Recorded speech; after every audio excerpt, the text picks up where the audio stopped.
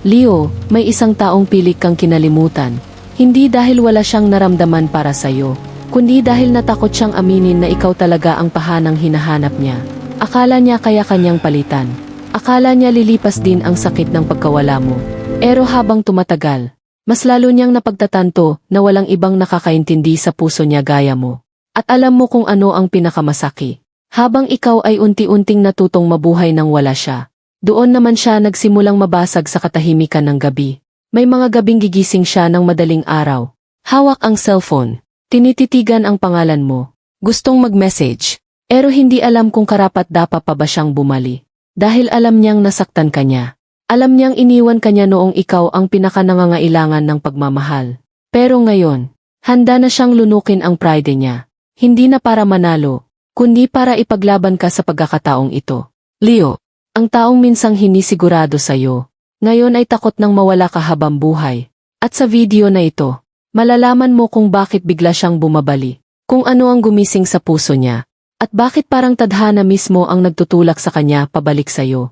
Leo, matagal mong pinaniwala ang sarili mo na okay ka na. Ngumingi ka, nakikipag-usap ka sa ibang tao, pinipilit mong maging masaya, kahit may parte ng puso mong alam na may kulang pa rin.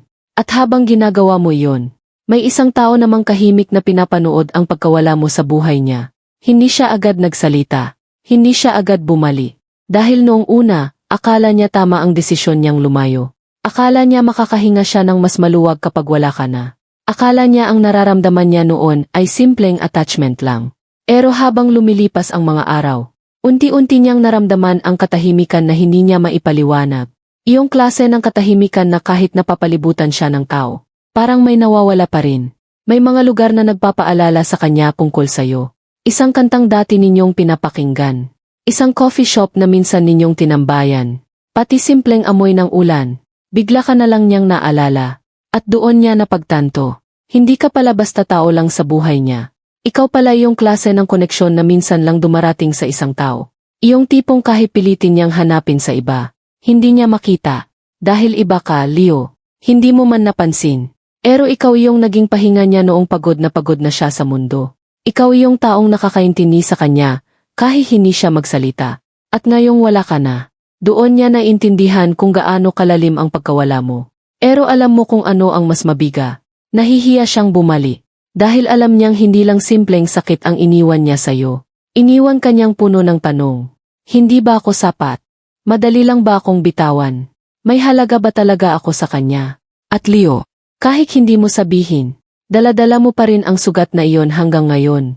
Pero habang iniisip mong tuluyan ka na niyang nakalimutan, siya naman itong unti-unting dinudurog ng konsensya niya, gabi-gabi. May mga oras na tinitigan niya ang social media mo ng pauli-uli. Hindi para manghusga, hindi para mangyalam, kundi dahil namimiss niya iyong dating siya. Kapag kasama ka, at doon niya napagtanto, hindi lang pala ikaw ang nawalan.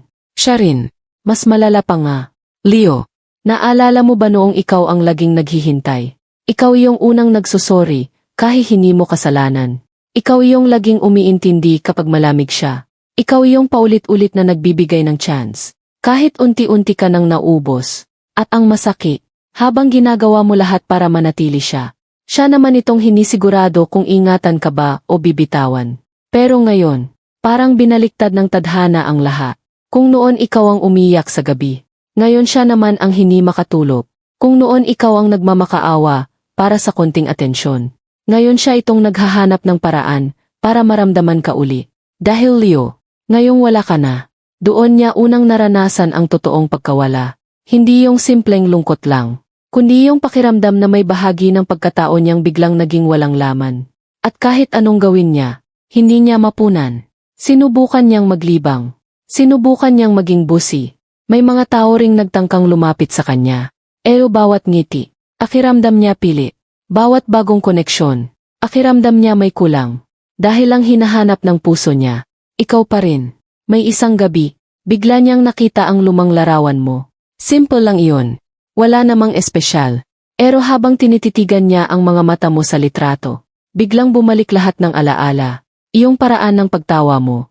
Iyong lambing mo kapag pagod siya. Iyong katahimikan ninyong dalawa na kahit walang salita. Parang buo na ang mundo niya. At doon siya napaluha. Hindi dahil mahina siya, kundi dahil ngayon niya lang lubos na naintindihan kung gaano mo siya minahal noon. Iyong pagmamahal na akala niya palaging nandyan. Iyong presensyang akala niya hindi mawawala. Pero ngayong wala ka na. Sa kanya nakita ang halaga mo. At Leo, alam mo kung ano ang pinakahindi niya matanggap. Na baka huli na ang lahat. Dahil habang siya ay unti-unting nagigising sa katotohanan. Ikaw naman ay unti-unti nang natututong mabuhay nang wala siya. At sa unang pagkakataon, natatakot siya. Hindi dahil mag-isa siya, kundi dahil baka may ibang taong dumating. At mahalin ka ng tama. Iyong pagmamahal na dapat noon pa niya ibinigay sa'yo. Leo, may mga taong kayang itago ang nararamdaman nila sa loob ng mahabang panahon. Ngumingipi sila sa harap ng iba. Nagpapanggap na okay lang sila.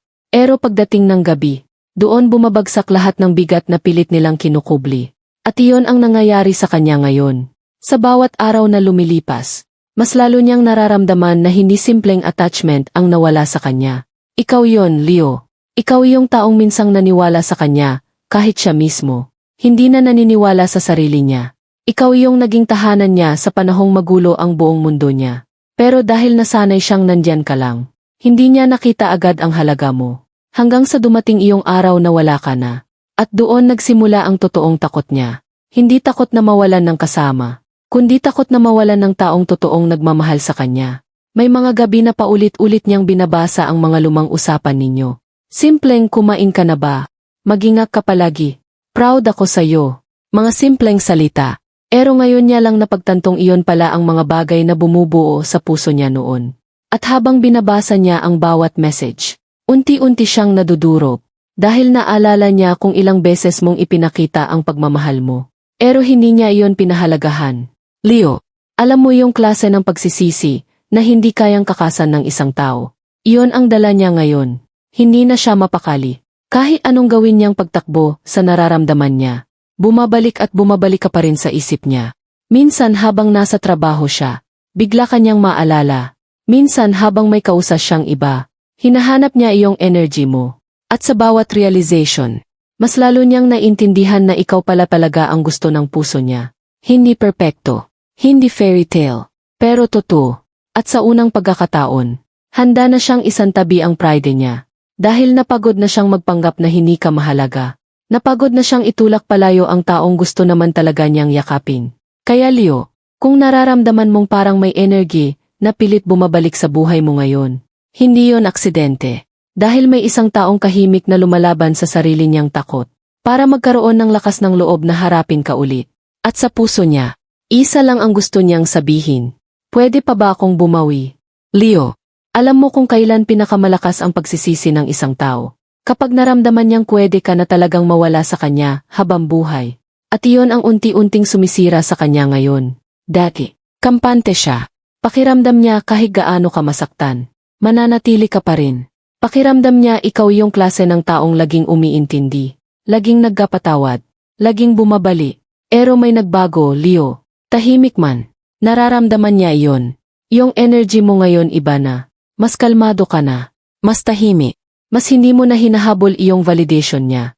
Habang ikaw ay unti-unting nag-heal, siya naman itong unti-unting kinakain ng takot. Dahil sa unang pagkakataon, nararamdaman niyang kaya mo na talaga siyang bitawan. May mga pagkakataong check niya kung may bago ka ng kausap. Minsan simpleng reaction mo lang sa social media. Napapaisip na siya buong gabi. Masaya na kaya siya? May iba na bang nagpapangiti sa kanya? May chance pa ba ako? At Leo, hindi niya inaasahan na darating siya sa puntong ito. Iyong dati niyang pride, unti-unti nang nawawala. Dahil mas malakas na ngayon ang takot niyang mawala ka ng tuluyan. May isang parte sa kanya na gustong lumapi agad. Gustong sabihin lahat ng nararamdaman niya. Gustong aminin kung gaano kanya namimiss.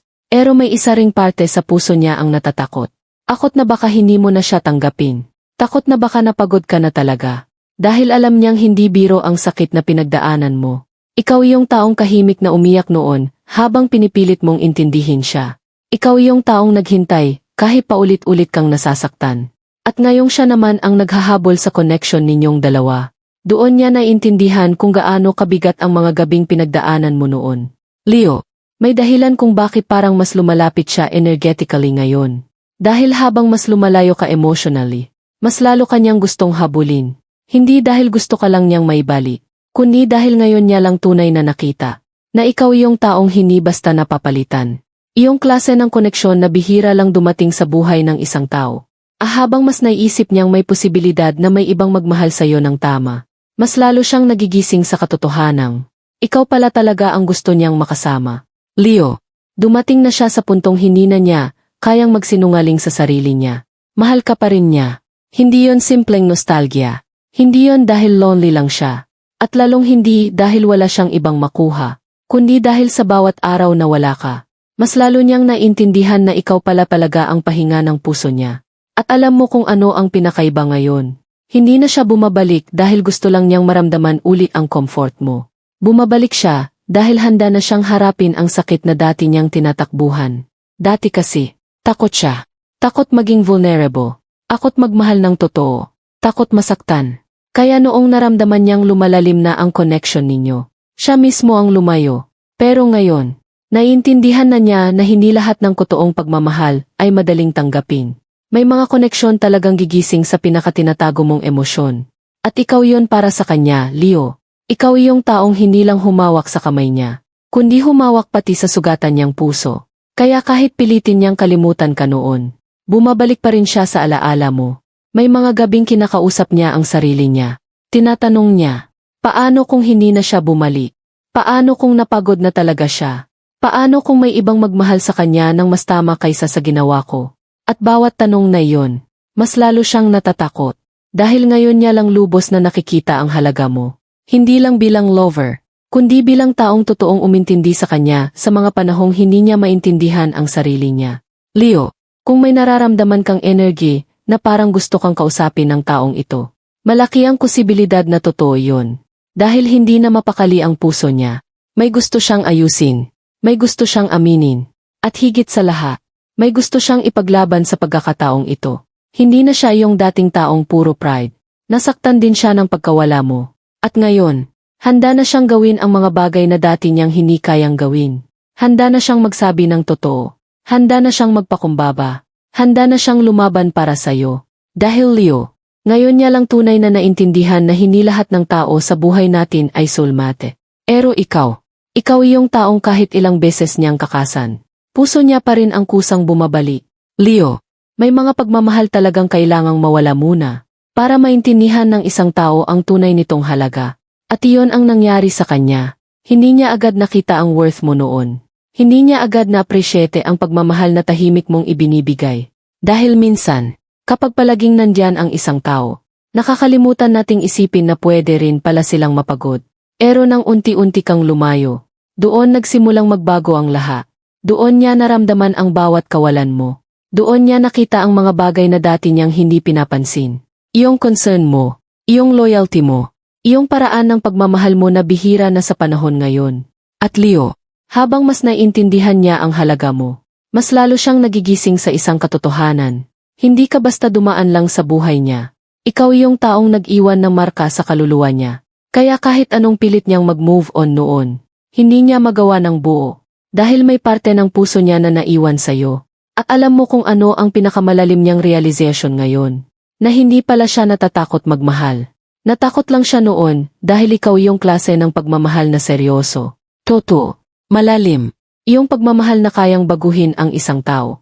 At binago mo siya, Leo. Hindi man agad-agad.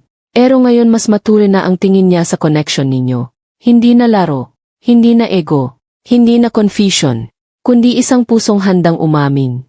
Ikaw talaga. Pero habang siya ay papalapit, ikaw naman ngayon ang nasa punto ng buhay mo na mas maingat na. At tama lang iyon.